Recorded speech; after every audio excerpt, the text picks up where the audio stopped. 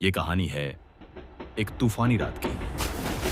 पहाड़ों के बीच से गुजरती लाल रंग की पुरानी ट्रेन जिसका नाम है बारिश एक्सप्रेस। खिड़कियों पर बारिश की बूंदें दौड़ियच रही थी और भीतर बैठे बच्चे हैरान थे क्योंकि ट्रेन अचानक एक अनजाने रास्ते पर मुड़ चुकी थी। आगे फैली थी धुंध और टूटा हुआ पुल हर बिजली की कड़क हवा में पल भर के लिए सुनहरी पटरी बना देती। बच्चे सांस रोके देखते रहे। ट्रेन मानो बिजली के सहारे उड़ रही थी। इस रोमांच के बीच बच्चों को एक खाली डिब्बा मिला।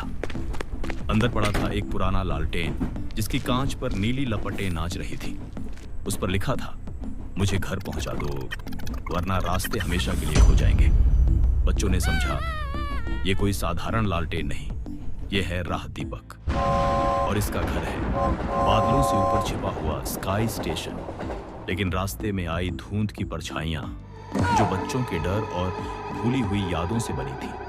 मगर जैसे ही उन्होंने अपनी प्यारी यादें बांटनी शुरू की, माँ की लोरी, बचपन का खेल, दोस्तों की हंसी, वो परछाइयां पिघलकर जुगनुओं में बदल गईं और दीपक और भी चमक उठा।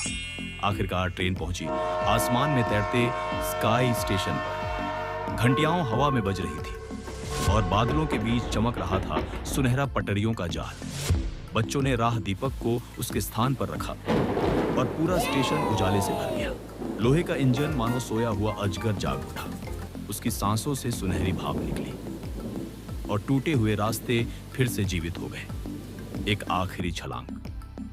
बच्चों की हिम्मत और दीपक की रोशनी के सहारे बारिश एक्सप्रेस उड़ते हुए पुल पार कर गई। नीचे बादलों का सागर था, ऊपर उगता हुआ सूरज। सुबह हुई। ट्रेन वापस अपने पुराने ट्रैक पर लौट आई। बच्चों ने चैन की सांस ली मगर कंडक्टर गायब था। सिर्फ उनकी टिकटों पर सुनहरी मुहर चमक रही थी।